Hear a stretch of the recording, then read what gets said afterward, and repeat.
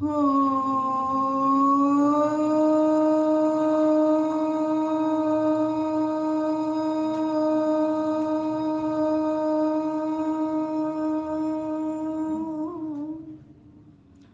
ॐ प्राणाय नमो यस्य सर्वमिदं वशी यो भूतः सर्वस्य ईश्वरो यस्मिन् सर्वं प्रतिष्ठितम् ॐ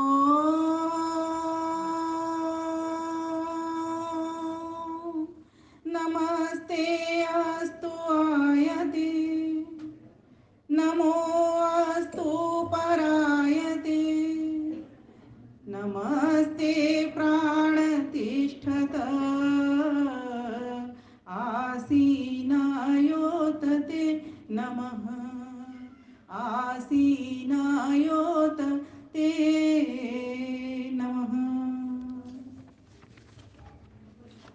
आर्य समाज एल ब्लॉक आनंद विहार हरिनगर के 45वें वार्षिकोत्सव में आयोजित 26 से 28 तक चल रहे यज्ञ व वेद कथा के कार्यक्रमों को सुचारू रूप से सुव्यवस्थित ढंग से चला रहे समाज के समस्त आयोजक गण, आदरणीय मंत्री जी, भ्राता महेंद्र भाई जी, प्रधान जी, उषा शिडाना जी, कोषाध्यक्ष जी एवं सम्मानित सभी सदस्य तथा जिनके प्रवचनों का 2 दिन से हम लाभ ले रहे हैं, ऐसे श्रद्धा के योग्य आदरणीय डॉक्टर आचार्य हरिदेव जी, भजनों द्वारा सभी के मन को हरने वाली, प्रफुल्लित करने वाली, अपनी ओर खींचने वाली कोकिल कंठी आर्य जगत की प्रसिद्ध विदुषी भजनोपदेशिका आदरणीय बहन सुदेश आर्या जी, दिल्ली आर्य पत्नी सभा के महामंत्री प्रधान जी एवं केंद्रीय सभा के प्रधान जी, मंत्री जी एवं समस्त उपस्थित वंदनीय पूजनीय मातृशक्ति एवं समस्त सम्मानित भद्र पुरुषों, जिनकी अध्यक्षता में, जिनकी अनुमति से मैं जो अभी बोलने जा रही हूँ, ऐसी हमारी विदुषी और बड़ी माता कहूँ या बहन कहूँ, मोहिनी आर्या जी, सभी को मैं हार्दिक नमन, वंदन और अभिनंदन करती हूँ। प्यारे भाइयों बहनों, बहुत ही सुंदर अभी आप सभी मधुर भजन सुन रहे थे, ईश्वर भक्ति के, ऋषि भक्ति के। उस तत्पश्चात हमने आचार्य हरिदेव जी को भी बहुत ही सुंदर शिक्षा और संस्कार के विषय में सुना। तत्पश्चात हमने आचार्य यशपाल जी को सुना, बहुत ही सुंदर बात वो बता करके गए, हमारे समक्ष रख करके गए। विचारणीय बिंदु हैं, मेरे समक्ष भी यह राष्ट्र ही चल रहा था जब मैं घर से आई थी। उसके लिए मैंने कुछ रचना का कार्य भी बैठे बैठे किया, क्योंकि मैं अपने एक क्षण को भी खराब करना नहीं चाहती और मैं स्वयं प्रेरणा से अपने आदर्श भी सभी के लिए छोड़ती हूँ। कालो न यातो वयमेव याता, ये समय बीतता चला जा रहा है, हमें पता ही नहीं चल रहा कब हम 50 के हो गए, कब 60 के हो गए, कब हम 70 के हो गए, कब 80 पर पहुंच गए। समय बहुत थोड़ा है। सभी के लिए शुभकामनाएं करती हूँ, मंगल कामनाएं करती हूँ। वार्षिकोत्सव का एक कार्यक्रम है ये। वार्षिक उत्सव अर्थात ऐसा उत्सव वर्ष में एक बार जो कि हमको उन्नति की ओर ले जाए, अर्थात इसको कहा जाए दूसरे शब्दों में वार्षिक ऑडिट, निरीक्षण, आंकलन, परीक्षण करने का ये विशेष दिन है। हम देखें हमारी समाज ने कितनी उन्नति की। ये मातृ संस्था है हमारी आर्य समाज। हमारी समाज से कितने धर्म के कार्य हुए, हमारी समाज से कितने जगहों पर जाकर के, समाज से बाहर निकाल करके यज्ञ हुए, सत्संग हुए, वेद कथाएं हुई। माना कि अभी कोरोना का काल अपना 2 साल से चल रहा था, हमारे परिजन प्रियजनों से वियोग भी हुआ था और अभी मैं समाज के भी यहाँ पर आदरणीय भ्राता मदान जी मुझे पता चला बैठे हुए हैं, इनके यहाँ भी कोई ऐसी खबर मुझे मालूम हुई और भ्राता महेंद्र भाई जी के यहाँ भी ऐसी खबर मालूम हुई इन परिजनों प्रियजनों के लिए मैं परमात्मा से प्रार्थना करती हूँ, हे प्रभु इनको शांति देना और वियोग से हुए, दिव्यात्मा के वियोग से हुए इनके हृदय को धैर्य से प्रदान भरना। अर्थात हे प्रभु, हम आपकी शरण में, हम आपके भोले भाले अज्ञानी बच्चे बैठे हुए हैं, लेकिन प्रयासरत हैं, क्योंकि आपकी ही यह महर्षि दयानंद सरस्वती की बनाई मातृ संस्था ने हमको सिखाया है कि दुख में हमको विचलित नहीं होना, सुख में हमको भूलना नहीं। मैं आज देख रही हूँ, नमन करती हूँ आप सभी महान आत्माओं को। आप अपने घर की इस समय की जो व्यस्तताएं होती हैं सुबह की, उनको छोड़ करके, त्याग करके यहाँ आर्य समाज के भीतर भजनों को सुनने और कुछ विचारों को सुनने के लिए आप यहाँ पर आए हैं। अधिक औपचारिकताएं न कहते हुए मैं अपने सीधे विषय पर आती हूँ। विषय तो मेरा राष्ट्र था। थोड़ी सी बात यहाँ राष्ट्र की भी ले लेती हूँ। तत्पश्चात मुझे जो निवेदन हुआ कि आज नारियों के लिए भी हमने सम्मेलन नहीं किया, तो कुछ बातें नारियों के लिए भी हो जाए। पर मेरा ऐसा मानना है, आज की नारी बहुत आगे जा चुकी है और देखते हैं समाजों के भीतर भी जो संख्या है वो नारी जाति के ऊपर ही समाज ज्यादातर चल रहे हैं। आज इस समाज के भीतर मैं जरूर देख रही हूँ कि पुरुषों की संख्या मुझे थोड़ी सी महिलाओं से अधिक लग रही है।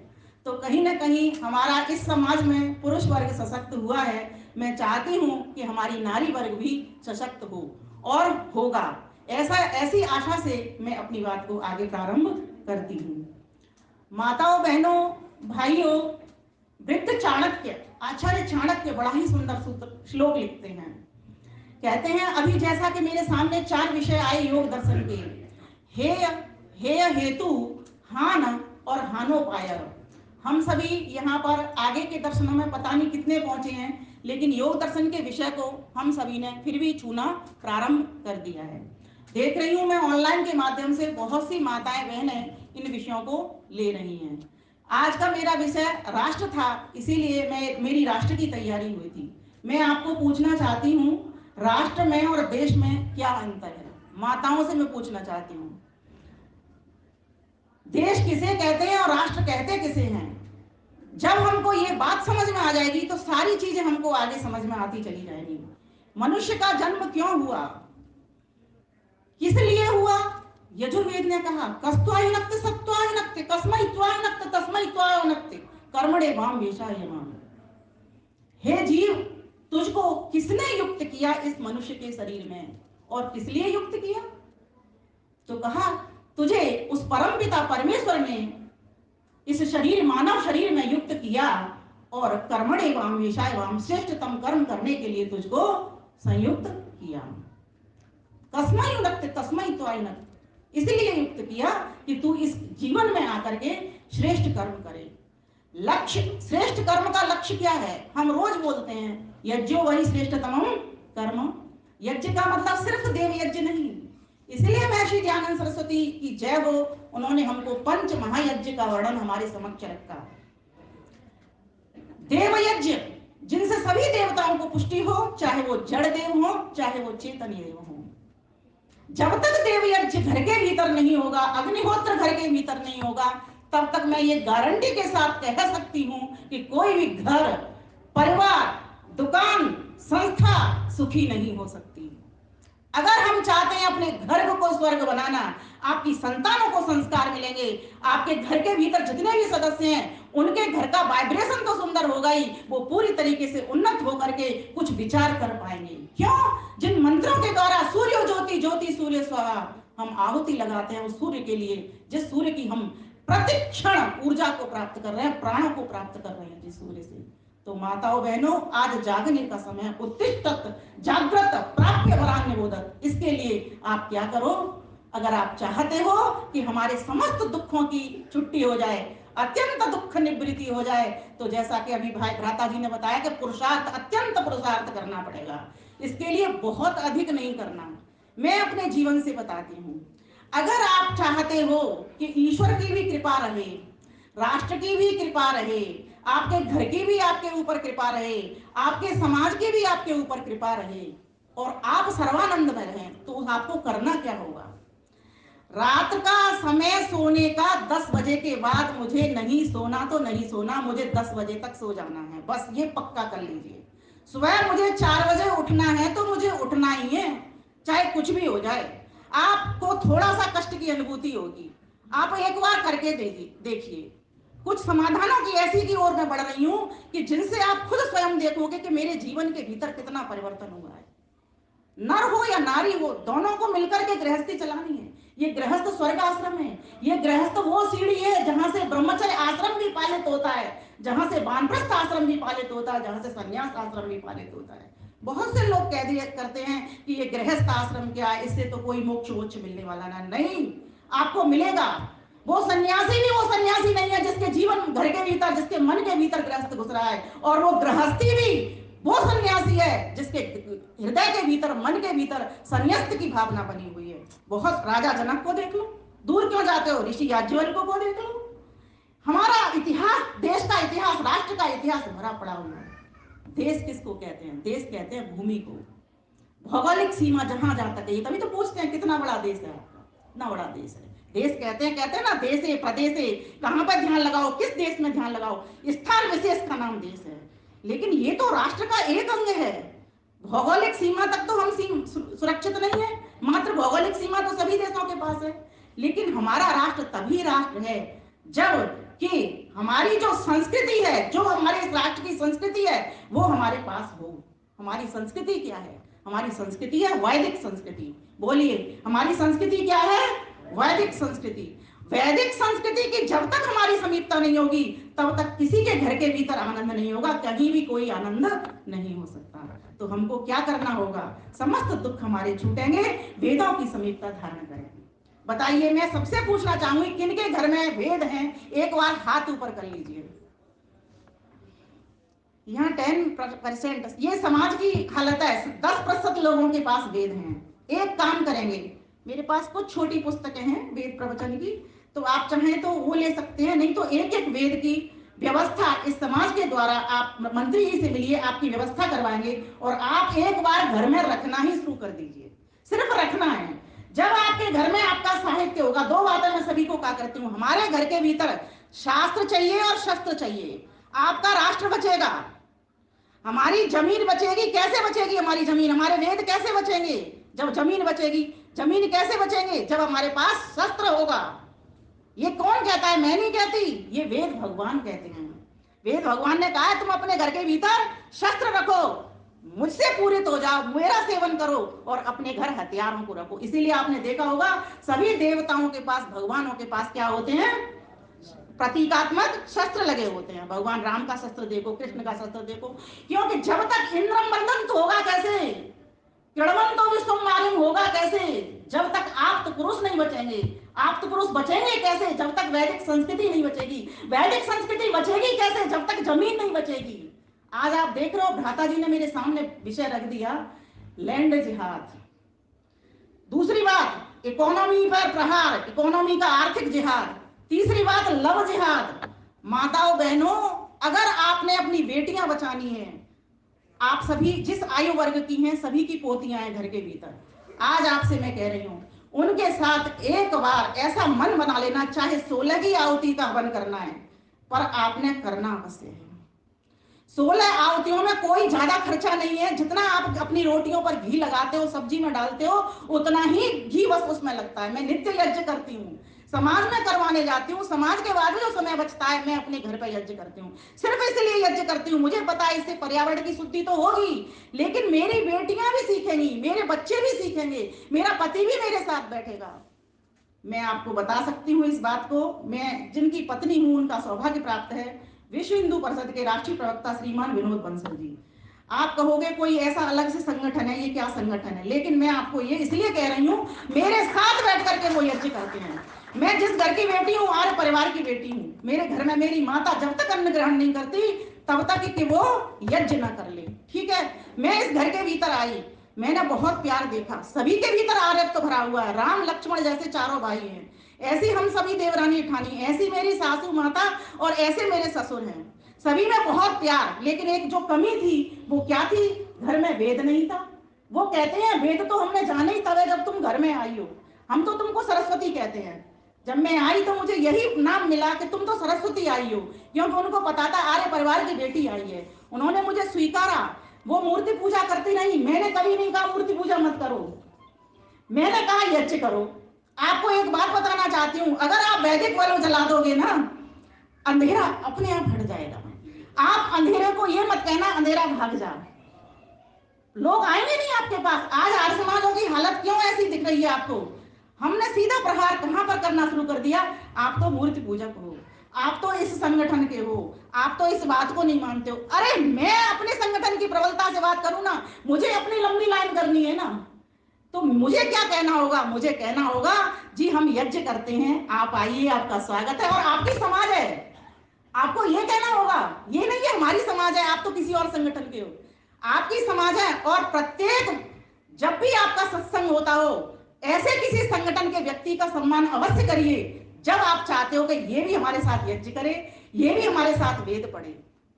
ध्यान देना मेरी बात पर, बड़ी महत्व की बात है ये। सम्मान अपने लोगों का नहीं, अपने लोग तो सम्मानित हैं ही, हम तो करने ही वाले हैं। मैं तो यहाँ आई हूं तो मेरी तो मात्र संस्था है, मैं इसीलिए आई हूं। लेकिन अगर मेरे द्वारा किसी अन्य संगठन के व्यक्ति का जब सम्मान होगा, वो समझिए आपसे अटैच हो गया। भ्राता जी ने बहुत सुंदर बातें, इनकी 3-4 बातें थी, बड़े पते की बातें थी कि लोगों के भीतर इतनी आत्मीयता जाए। हम चाहते ना समस्त दुखों से छुट्टी हो, तो कैसे होगी? घर के भीतर फ्रिज रखा हुआ है, सामान फल वहां से उठाए ला करके खिला रहे हैं कि फल खाइए जी। उसको बताइए, जिसके घर में व्यक्ति आए उसको नहीं पता ये कहां से फल आए हैं, और वो वहां से ला करके खाइए जी। इसको कहते हैं आत्मीयता। वास्तव में जिस दिन परिवार के भीतर इस प्रकार के विचार बन जाएंगे, लेकिन विचार आएंगे कैसे? मात्र वेद रखने से भी नहीं आएंगे, रखे हैं, लेकिन नित्य स्वाध्याय करना पड़ेगा। वेद का प्रत्येक मंत्र हमको यही शिक्षा दे रहा है कि हमारे घर परिवार कैसे भरे जाएं। वृद्ध चाणक्य ने बड़ा सुंदर कहा, सानंदम सदनम सुताश्च सुदया कांता प्रियालापिनी सनमित्रं सुधनं स्वयोषितिरति च आज्ञापरा सेवका आतिथ्यं शिवपूजनं मिष्टान्नपानं गृहे प्रतिदिनं मिष्टान्नपानं गृहे साधो संगमुपासते हि सततं धन्यो गृहस्थ आश्रम हि सततं धन्यो गृहस्थ आश्रम। वही गृहस्थ आश्रम धन्य बनता है जिसके घर में देवर जेठ, देवरानी जेठानी, सास बहू, माता पुत्री, पुत्र पिता आपस में एक साथ भोजन करते हो। भ्राता जी एक साथ भोजन करते हो। अब आप प्रश्न उठाएंगे मेरे पास, समय किसी का अलग है, समय उसका अलग है, कैसे एक साथ भोजन करें? निदान है। मेरे पति देवी पूरे दिन भर राष्ट्र का चिंतन करते हैं, सुबह के 6 बजे के बाद रात्रि को 11 बजे तक मुझे उनका समय नहीं मिलता, मेरा समय उनको प्राप्त नहीं होता। लेकिन भोजन हम साथ करते हैं। कैसे करते हैं? हमें पता है कि आज इनका समय हमको भोजन के लिए भी नहीं मिलेगा।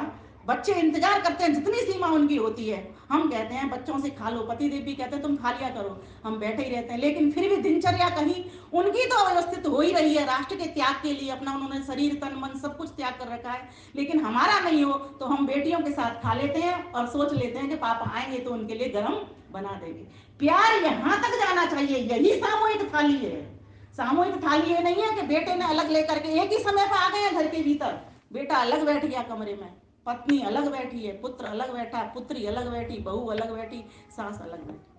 माताओं बहनों भाइयों, हमारे घर आनंद से तभी भरेंगे जब त्याग, समर्पण, सहानुभूति, सहनशीलता और धैर्य ऐसे गुण जब भीतर आ जाएंगे। सास के लिए कोई कपड़ा आया, बहू ने कह दिया माता जी बड़ा अच्छा है ये, सास ने कहा नहीं बेटी तू पहन ले। बहू के लिए आया और सास को बोला कि माता जी आप पहन लो। इस प्रकार से हर चीज को घटाते चले जाओगे आप, आपके परिवार आनंद से भर जाएंगे। लेकिन आएगा विचार कब? जब आप बचोगे, जब आपके पास आपकी माता वैदिक संस्कृति बचेगी, जब आप वेद मंत्रों को पढ़ोगे, जब वेद के उक्त कहे अनुसार आप घर के भीतर नित्य प्रति संध्या करोगे। आप एक बार करके तो देखिए, आप कहोगे बेटी नहीं बैठती, बेटा नहीं बैठता, मुझे पता है ना इसका क्या वो है तरीका बैठने का, कोई बात नहीं, आप अपना करिए। धीरे धीरे करके बच्चों के मन में ये भावना जाएगी कि संध्या भी कोई चीज होती है। आज आप बच्चों से कह के देख लेना वो क्या कहते हैं उत्तर दें। वो कहते हैं संध्या हम जानते ही नहीं क्या संध्या होती है। जब आप करोगे, आप सारे काम करिए, आप अपना काम मत छोड़िए। जितने भी लोग आए मैं सभी को कहना चाहूंगी, आप नित्य प्रति संध्या करिए, समय का पालन कीजिए। कृष्ण भगवान ने क्या कहा अर्जुन को, यही तो कहा, युक्ताहार विहारस्य युक्त चेष्टस्य कर्मसु। अर्थात क्या करो, युक्त आहार विहार करो। विहार के भीतर सिर्फ भ्रमण नहीं आता, विहार आपकी दिनचर्या में जो आप काम कर रहे हो वो सारा कुछ विहार के भीतर आ जाता है। शुद्ध सात्विक भोजन तो आप बनाए हुए घर के भीतर। अब प्रश्न ये भी बहुत सारे हमारे भीतर आते हैं कि बच्चे हमारे भोजन उल्टा सीधा करते हैं, जैसे कि बात आई थी, उसके बहुत सारे निदान हैं। माताएं हो गई हैं आलसी, सही बताऊं मैं अपनी बात कर रही हूँ, माताएं हो गई हैं आलसी, और माताओं को भी खाने की बाजार की आदत हो गई है। वो भी चाहती हैं बच्चा मंगाएगा, अब पैसे की तो किसी के पास कोई कमी होती नहीं है, बच्चा मंगाएगा मैं भी उसमें से खा लूंगी। आप संकल्प लीजिए ना, मैं नहीं खाऊंगी, आपका बच्चा दूसरे दिन नहीं बनाएगा। 10 बार सोचेगा वो कि माता जी तो खाती नहीं है। होता क्या है, बच्चों को आदत क्यों लगती है कि माता खा लेगी। ये छोटे छोटे विषय हैं, लेकिन घर को आनंद से भरने के विषय हैं। आपको लगेगा क्या सुनाया, मैं तो त्रैतवाद को सुनाने वाली थी, मैं तो राष्ट्र को सुनाने वाली थी। जमीन को बचाना है, वेदों को बचाना है, अपने आप को बचाना है, अपनी बहन बेटियों को बचाना है। एकमात्र एक ही उपाय है समस्त दुखों से छूटने का, वेदोक्त ग्रंथों की ओर आओ, वेदोक्त बातों की ओर आओ, ईश्वर की शरण को प्राप्त करो। ईश्वर की शरण क्या है, बहुत लोगों ने अलग अलग तरह के भगवान बना रखे हैं, मत काटो उनको, बना लेने दो उनको। हम तो जानते हैं, हम तो मानते हैं। जब हम जानते हैं तो हमें बस ईश्वर का यही प्रचार करना है। ईश्वर के जो आर्य समाज का महर्षि दयानंद सरस्वती ने कितनी बड़ी कृपा की बताइए। आर्य समाज के जो 10 नियम आज हमारे पास हैं, 18 में से 10 उन्होंने 18 बनाए थे प्रारंभ में, सिमट सिमट करके वो 10 रह गए, क्योंकि 10 के भीतर भी वो 8 बातें और आ जाती हैं जिनकी अधिक आवश्यकता नहीं थी। 10 नियमों में क्या है, यही तो ईश्वर की बात, ईश्वर क्या है, दूसरी बात वेद क्या है, ठीक है, तीसरी बात विचार व्यवहार क्या है ना, चौथी बात किसी भी समाज की परिवार की उन्नति करने के लिए अपनी ही उन्नति से संतुष्ट नहीं रहना, किंतु सबकी उन्नति में अपनी उन्नति समझनी चाहिए। तो इसके लिए सबकी उन्नति कैसे समझेगा व्यक्ति तो इतना स्वार्थी हो गया, कुर्सी को पाने के लिए आज हर व्यक्ति चाहता है। कहीं भी चले जाइए आप, ऊपर के पद से लेकर के नीचे के परिवार के पद तक आ जाइए, आप समाज के पद तक आ जाइए, वहां भी हम यही चाहते हैं कि हमको अपनी कुर्सी मिले। लेकिन नहीं, मैं आपको फिर दोबारा से कहूंगी, अगर आप चाहते हो अपनी संस्था को बढ़ाने के लिए तो आप क्या करो, श्रेय दूसरों को दो। कुर्सी पर बैठने वाले नहीं बड़ा होता, कुर्सी पर बिठाने वाला बड़ा होता है। जिन्होंने मुझे मंच दिया, मैं बड़ी नहीं हूं, जिन्होंने मुझे मंच दिया, जिन्होंने मुझे मंच पर बिठाया वो बड़े हैं। एक बार उनके लिए तालियां बजा दीजिए। बड़ा सम्मान पाने वाला नहीं है, ये माला पहनने वाला नहीं है, ये पटका पहनने वाला नहीं है, जिन्होंने मुझे पटका पहनाया वो बड़ा है। राजा जनक बेटी के पिता हैं, राजा दशरथ बेटे के पिता हैं, लेकिन फिर भी राजा दशरथ इस तरह से उनके चरणों में झुक जाते हैं। क्यों? क्योंकि आप तो दाता हो, मैं ग्रहीता हूं, मैं आपकी बेटी को लेने वाला हूं। इसीलिए बड़े कौन हो, तुम बेटी के पिता, तुम राजा जनक बड़े हो। एक बार राजा जनक के लिए जोरदार तालियां बजा देना। घर के भीतर रहते हैं, विदेह रह करके रहते हैं। ये गृहस्थ आश्रम की महत्ता बता रही हूं आपको। गृहस्थ आश्रम स्वर्ग का आश्रम है, गृहस्थ आश्रम तपस्थली है, गृहस्थ आश्रम त्यागस्थली है, गृहस्थ आश्रम परीक्षा स्थली है। इसमें प्रतिक्षण प्रश्न पत्र आपको हल करना है कि नहीं करना है। बाकी के आश्रमों में प्रतिक्षण प्रश्न पत्र हल नहीं करना, लेकिन गृहस्थ आश्रम में आपको प्रतिक्षण 100 नंबर प्राप्त करने हैं। जो व्यक्ति इस गृहस्थ आश्रम के भीतर रह करके ईश्वर की वाणी के अनुसार अपने जीवन को बना करके, वेदोक्त अपनी जीवनचर्या को बना करके सबके साथ अच्छा व्यवहार करता है, प्रसन्नता पूर्वक दूसरों को देने के भाव से व्यवहार करता है, उस व्यक्ति के घर के भीतर आनंद का वास होता है। सानंदम सदनम, घर कैसे भरेंगे? 5 कमरों का बेडरूम है, लेकिन क्या एक कमरा उस अतिथि के लिए है? वेद भगवान ने कहा है, हवीर धानम अग्निशालम पत्नी नाम सदनम सदह देवो देवानाम असि देवशाले। 5 कमरों का घर तो आज भी हमारे पास है और सभी के पास होता है। किसके पास कमी है? बच्चों का अलग है, माता पिता का अलग है, और एक अतिथि कक्ष भी बना ही होता है, बस वो बना ही हुआ है, ताला ही लटका हुआ है गेस्ट रूम के भीतर, वो चाबी का भी नहीं पता होता। ना बच्चों के पास कोई आ जाए तो माँ पापा का लगा के गए, हमको नहीं पता। ये स्थिति क्या बता रही है? क्या ये वेदोक्त हमारा पालन है? और एक और बात ध्यान देना माताओं बहनों, हम जितना भी झूठ सिखाते हैं ना बच्चों को, हम ही सिखाते हैं। कोई अतिथि जब घर आता है ना तो पूछ रहा हो वो माता जी घर में है, माता जी की भीतर से आवाज आती, बच्चा बोल दे। और एक बार तो ऐसा हो गया, हमने खुद आंखों से सुना, कानों से सुनी उस बात को, उसने हमारे समझ का कह दो कि माता जी घर पे नहीं है, बेटे बता दो। माता जी की आवाज आ रही थी भीतर से, ऐसी पोल पुट्टी उसकी खुल गई। माताओं सावधान हो जाओ, हम मातृ संस्था के भीतर बैठे, अपनी माता की गोद में बैठे। ये वो माता है जो अपने बालक को पूरी तरीके से पुष्ट करना चाहती है। क्या करना चाहती है? माता मदालसा ने क्या कहा था? शुद्धोषि बुद्धोषि निरंजनोषि संसार माया परिवर्जितोषि संसार माया त्यज मोह निद्रा मदालसा शिक्षति हबालम। आचार्य जी भी कह रहे थे, माता का वो नाम भूल रहे थे, वो माता मदालसा थी जिन्होंने शिक्षा दी थी। माता ने 3 पुत्रों को उन्होंने सन्यासी बना दिया इसी शिक्षा के कारण। तब राजा ने कहा कि तुम सबको सन्यासी बना दो, इस राजकाज को भी तो कोई देखेगा, कौन देखेगा इसको? क्योंकि देखिए सत्यार्थ प्रकाश के भीतर सभी प्रकरणों का वर्णन है। महर्षि दयानंद सरस्वती को पता था, और सही मायने में राष्ट्र की जो नींव है महर्षि दयानंद सरस्वती थे। उन्हीं के कारण ये राष्ट्र के जितने भी नौजवान शहीद हुए, देशभक्त बने, वे उन्हीं के कारण हुए, ये आप सभी जानते हैं। माता जीजाबाई ने शिवाजी को पैदा कर दिया, ऋषि दयानंद की माता ने ऋषि दयानंद को हमको दे दिया। बताइए, ये सभी हमारे देश के महापुरुष हैं। रानी लक्ष्मीबाई की माता पिता ने रानी लक्ष्मीबाई को दे दिया, सुभाष चंद्र बोस के माता पिता ने सुभाष चंद्र बोस को दे दिया। माता चाहे कुछ भी पुत्र को बना सकती है। माता निर्माता भवती, पिता पालका भवती। ये माता पिता दोनों ही उस गृहस्थ धर्म की एक कड़ी हैं, एक नाव है, जिनके ऊपर बैठ करके उनके बच्चे सवारी करते हैं, आनंद को प्राप्त करते हैं। ये है वो गृहस्थ आश्रम। क्या हमारे घर यज्ञ हो रहे हैं? क्या हमारी गौ माता बच रही है? ध्यान देना, लास्ट ट्रक के ट्रक भर करके चले जा रहे हैं। कितना ध्यान हमारा, एक रोटी निकालने के लिए हम प्रारंभ नहीं करते। गौ माता को बचा लो, गौ माता हमारी जननी है, आधार है। महर्षि दयानंद सरस्वती के भीतर यह भी चिंतन आया, इसीलिए उन्होंने गौ करुणानिधि पुस्तक लिख दी। एक गाय की 6 पीढ़ियां असंख्यों लोगों का पालन करती हैं, ये महर्षि दयानंद सरस्वती के शब्द हैं। सोचो, जिस गाय को काट करके खाने वाले ये 4 आदमियों का पेट वो नहीं भरता, वो लोग जो गाय का दूध पी रहे हैं और गाय माता को काट रहे हैं, और हम चुपचाप मौन समर्थन दे रहे हैं। मनुस्मृति क्या कहती है? जो मौन समर्थन देने वाला है वो भी हत्यारा है, वो भी पापी है। आपको करना क्या है? आप एक नंबर लीजिए गौशाला का। आप कुछ नहीं कर सकते, आपके पास धन नहीं है, आपके पास श्रम नहीं है, आपके पास कोई सेवा भी नहीं है गौ माता की, आप एक रोटी भी नहीं निकाल सकते। आप एक संपर्क के लिए कॉल तो कर लीजिए। आज हमारे पास कांटेक्ट नंबर सभी के हैं, लेकिन कनेक्टिविटी हमारी कितनी है किसी से? ये है आत्मीयता जो भ्राता जी ने कही। आज मेरी विषय मैंने भ्राता जी पे ले लिया पूरा की पूरा, क्योंकि ये पॉइंट वास्तव में आज जगाने वाले हैं। और हमें गौ माता की रक्षी माताओं हमको करनी होगी कि नहीं करनी होगी? बताइए। यहाँ पर मेरे सामने हाँ करो या मत करो, लेकिन आज जिनके घरों में रोटी नहीं निकलती है, वो रोटी गाय माता की निकालना प्रारंभ कर दें।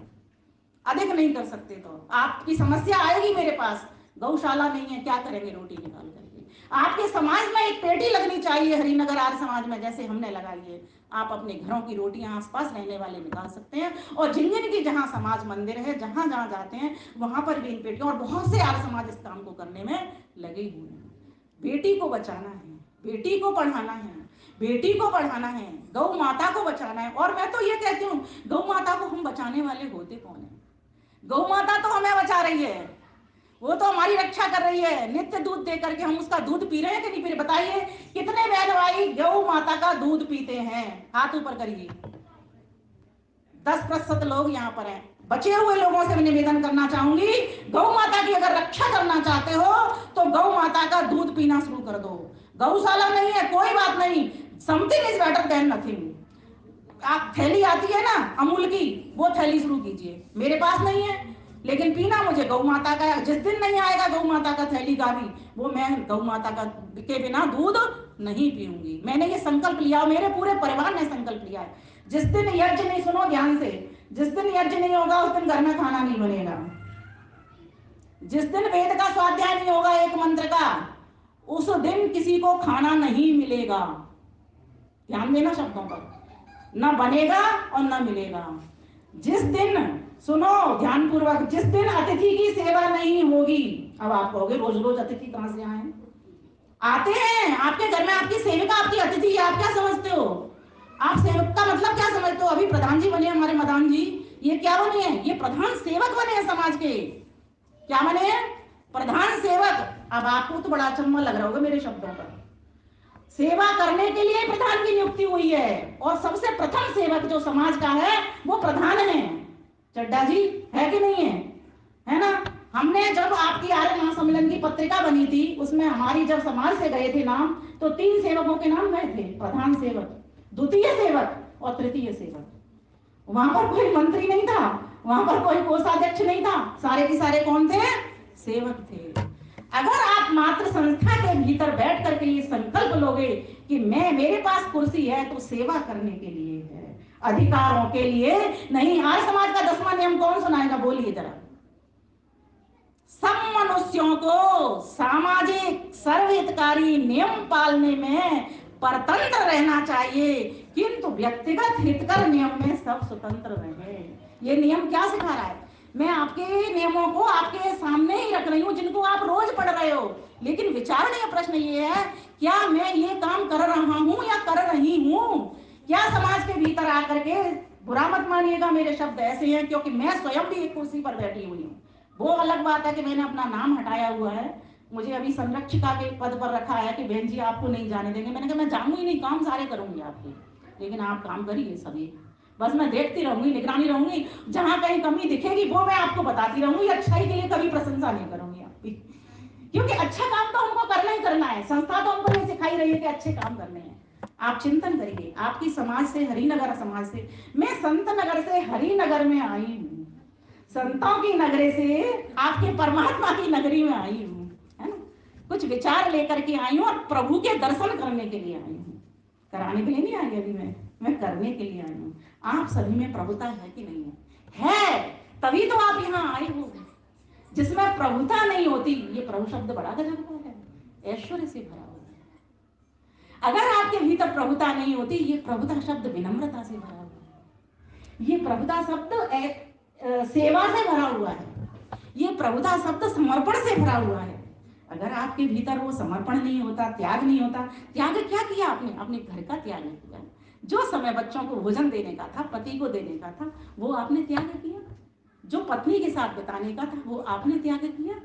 तो गृहस्थ आश्रम ये सिखा रहा है। आप सभी यहाँ पर गृहस्थी जन हैं और मैं भी एक गृहस्थी हूँ, तो मैं कैसे अपना जीवन जी रही हूँ। आप मेरे घर पे आइए, आपका स्वागत है। मैं आपको अतिथि के रूप में नहीं लूंगी, आप सभी को मैं अपने घर के मेजबान के रूप में लूंगी, क्योंकि आप भी इसी मात्र संस्था के सदस्य हैं, जिस मात्र संस्था की मैं एक सदस्य हूँ। मात्र एक सेवा के भाव से आप समक्ष, आपके सभी के समक्ष मुझे आना होता है। और भ्राता जी की बड़ी कृपा है, जो उन्होंने फोन पर मुझे 2-4 दिन ये कहकर, बहन जी मना नहीं करेंगी, आपने आना है, आना है। मैंने कहा मैं तो आपसे सीख रही हूँ, मैं तो आपसे रोज विचार ले रही हूँ सुंदर सुंदर, बस मैं एक काम कर रही हूँ, जो विचार ले रही हूँ उनको वापस इधर से सुनकर इधर नहीं निकालती, उनको क्रियान्वित करने का काम कर रही हूँ। और यही योग दर्शन में कहा है, क्रियात्मक योगाभ्यास। वेद पढ़ो, जीवन बनाओ। आइए मेरे साथ गुनगुनाएंगे मेरी स्वरचित पंक्तियां, अभी आपके लिए रास्ते में लिख करके लेके आई हूं मैं, मेरे पास समय था कुछ। ऋषि दयानंद के चरणों में शत शत वार नमन, शत शत वार नमन, हमारा खिले आर्य उपवन, हमारा खिले आर्य उपवन।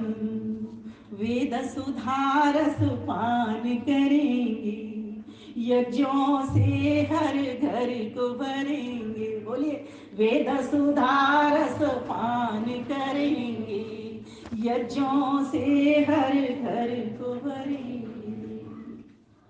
शुद्ध हो पर्यावरण, शुद्ध हो पर्यावरण, हमारा खिले आर्य उपवन, हमारा खिले आर्य उपवन।